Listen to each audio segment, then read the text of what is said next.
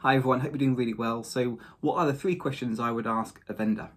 Now if you haven't seen the previous video, you can see it on the iCard on screen now. It was the 3 questions I'd ask an estate agent, and this one leads on now, 3 questions I would ask a vendor. Now a warm welcome to those who have recently joined us and recently subscribed. Thank you so much, it's great to have your company. Please feel free to get engaged in this little community. Feel free to drop your comments, and also if you give us some feedback in terms of thumbs up, subscribe and share, that'd be absolutely brilliant. So then, questions I would ask a vendor. First thing I would ask them is, how many viewings have you had? Now they might say to you, we've not had many viewings, we've had some viewings, or we've had lots of viewings.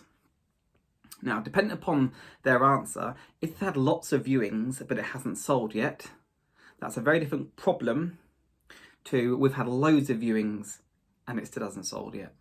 Now, they're 2 different things. You need to ask that question and then work out why. If they've had not many viewings and it hasn't sold, well then why haven't they had many viewings? Ask that, explore that, ask them more questions. If they had lots of viewings but it hasn't sold, then there's a different question, arguably.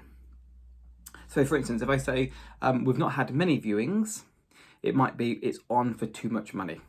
For instance, if they had loads of viewings but it hasn't sold, then I'd like to follow that up and explore it with this question. Well, what's the feedback been? And listen very carefully and make notes and jot it all down, because this is really why it hasn't sold.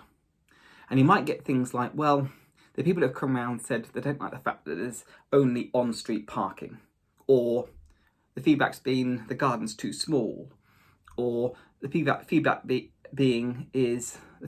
we've had is there's just too much work to do. The kitchen, the bathroom, the decor, people are put off by how much of a project it is. Write it down, this is really important. Next thing is, ask the question, what timescale are you working to?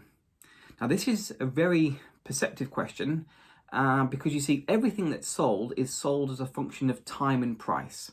Think of any form of graph, any form of stock or share, it's always graphical, and on the y-axis there's price and on the x-axis there's time, and it charts itself along those 2 axes. And arguably time is more important than price. So asking them what timescale they're working to will lead you to a conclusion about what sort of price flexibility there might be. Let me explain that to you. So if someone says, well, I'm working as long as it takes, I'll just wait until I get the best possible offer, it might take a couple of years. Well, you're not going to get any reduction in the asking price. They're not motivated to reduce the price. They're happy to wait forever, essentially. However, if they say, well, actually I'm working to 2 months because my husband's just relocated and his company are actually offering to cover some of the movable costs and relocation costs, we actually really need to get moved in 2 months. Well, then immediately that actually there could be a reduction in the asking price because actually they might not even be fitting the bill themselves. Or it might be, we need to move in 28 days. Well, I've had a family emergency and I actually need to be out of the country. I need the funds and I need to actually sell quickly.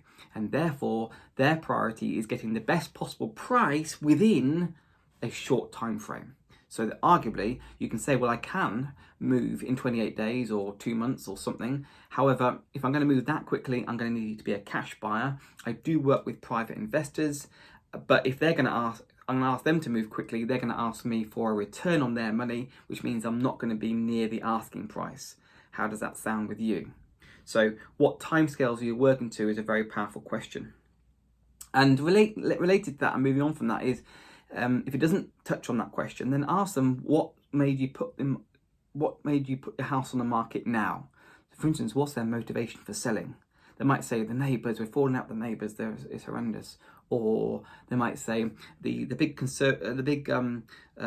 grassland at the back of the property is going to be developed into housing and we just don't want to be around that development for the next 3 years. Whatever it might be, find out why they are moving. It's critical. Now, all these questions are really designed to find and uncover problems. Now think about it, people only ever sell homes because they want the cash to go and do something else.